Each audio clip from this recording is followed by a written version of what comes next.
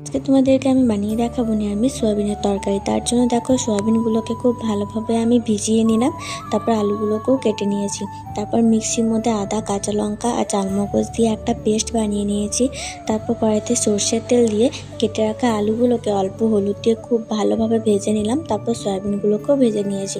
তারপর কড়াইতে আবারও একটু সর্ষের তেল দিয়ে দিয়েছি গোটা গরম মশলা আর একটা শুকনো লঙ্কা। তারপর আদা, কাঁচা লঙ্কা, চালমগজের পেস্টটা দিয়ে খুব ভালোভাবে নাড়াচাড়া করে নিলাম।